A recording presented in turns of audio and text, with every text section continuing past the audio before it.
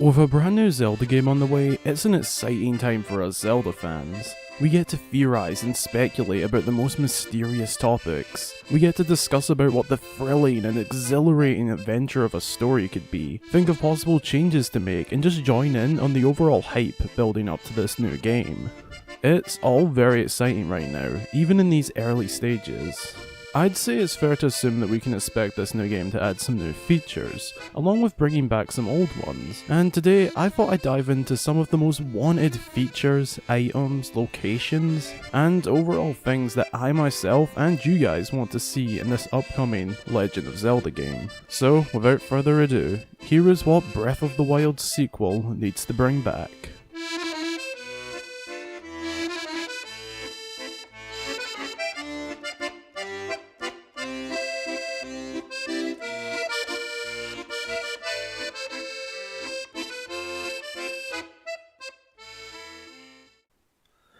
So, where do I start for this list? Well, I couldn't exactly figure out any specific order for these, so I guess they'll be in a random order with equal importance to what I believe should be brought back.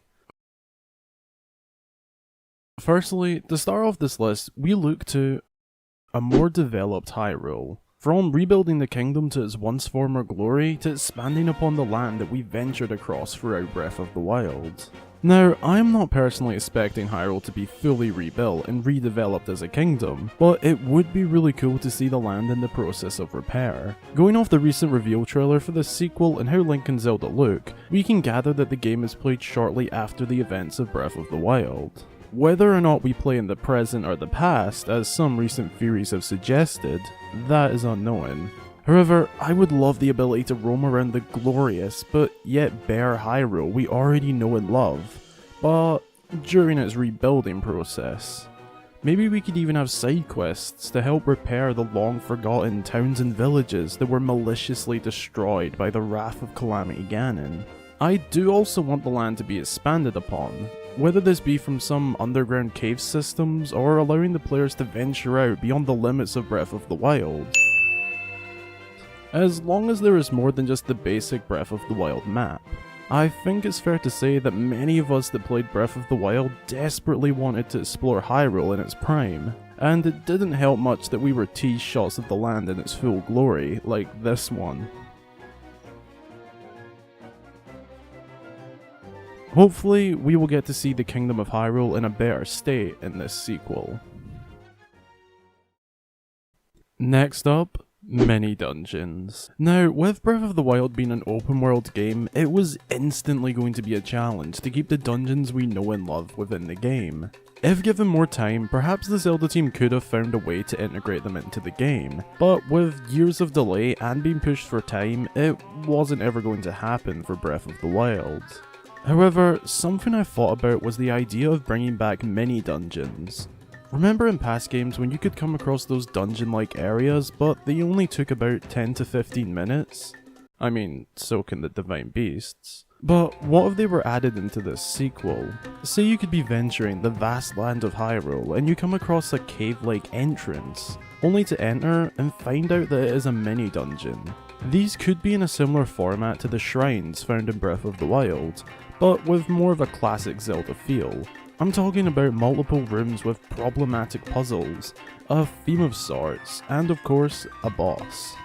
These bosses could be around the same difficulty as the overworld bosses, but just a little bit more difficult, as I personally found the overworld bosses in Breath of the Wild a little bit easy once you learn a routine. So a good variety of bosses would work well, and of course some sort of reward for defeating the boss. Perhaps a rare item, or in some cases, wherever you need to increase your hearts. This could actually work really well if a lot of the games sit below the ground, as many fans have speculated could be the case. One more thing to add, this could actually open up the opportunity to add more enemy variety to the game, something myself and many fans want following the lack of variety in Breath of the Wild. I believe mini dungeons would be a great fit for this game. Moving on to more in-game mechanics, underwater exploration. Now, if you've been a fan of the channel for a little while now, you'll know that I've slightly covered this before, but I wanted to bring the point back up. Underwater exploration is something that past Zelda games done so well, and it allowed the Zelda team to add surprisingly a lot to the games. You were able to find hidden treasures beneath the water, fight underwater enemies, and of course in a few cases, find old abandoned temples below the water.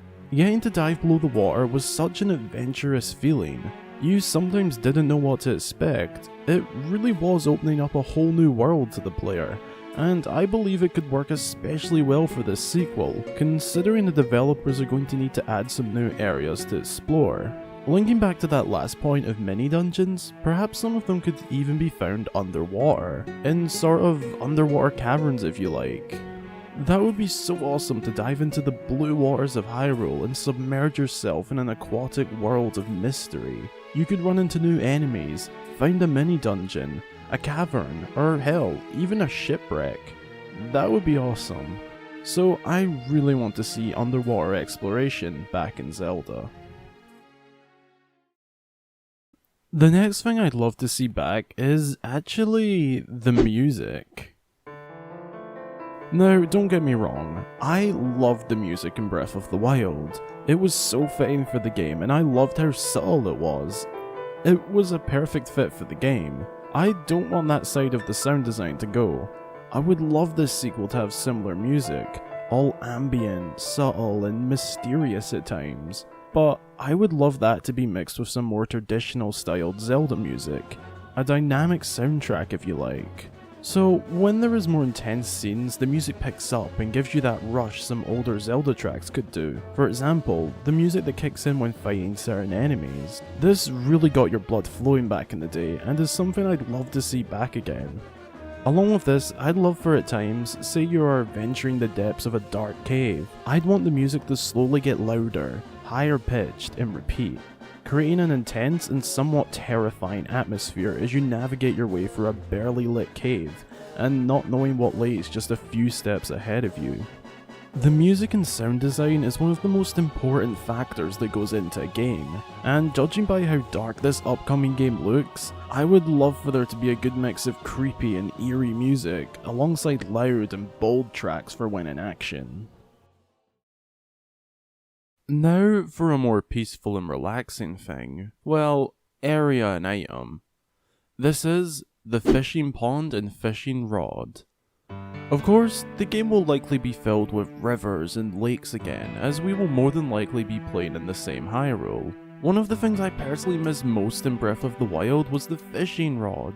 I loved this item so much, especially in Twilight Princess, as you could just pull it out wherever and try your luck fishing, or head to the kingdom's designated fishing hole, a relaxing paradise to lay back and chill within, whilst the entire kingdom is being invaded by the Twilight. But it was so fun kicking back and fishing away. This isn't the biggest deal in the world, but I believe it would be so awesome to see this back as an item in Breath of the Wild's sequel.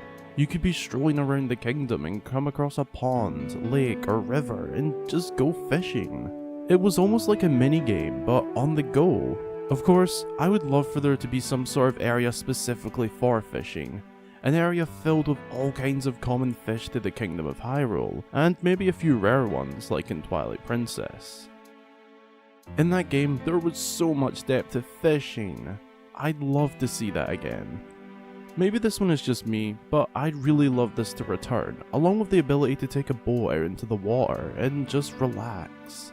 It would be incredible if we could take a little boat out into a paradise bay such as the Lurelin Village Bay and just spend some time fishing, and carry our rod on the go to whip it out whenever. Fishing must come back in my opinion.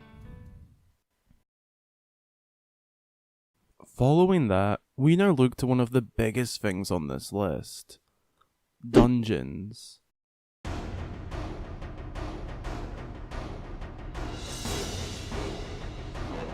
I mean, most fans miss the traditional Zelda dungeons, and honestly, same. I actually came to like the Divine Beasts after a while for what they are, but they aren't really dungeons in my eyes. A Zelda dungeon to me is something that is filled with many rooms, a complex layout, puzzles, enemies, a mini-boss, a theme, and of course, a dungeon boss. To some degree, the Divine Beasts have this, but they lacked length, complexity, definitely a lack of enemies, and of course a theme. They did really well for what they were, but they replaced traditional dungeons. Now, there's many ways dungeons could work in an open world game like this. An idea I've shared in the past is having them out in the open, but perhaps once you enter the dungeon's entrance area, it's locked, or there is some sort of mechanic you need to unlock in order to enter, which can only be obtained through the dungeon that's set before it. Maybe there could be some sort of map that you have to unlock new locations for, revealing the location of each dungeon and the order you should do them. I feel like that would work just fine. Most importantly about the dungeons themselves, they must have a theme, even if that just means fire, forest and water themes.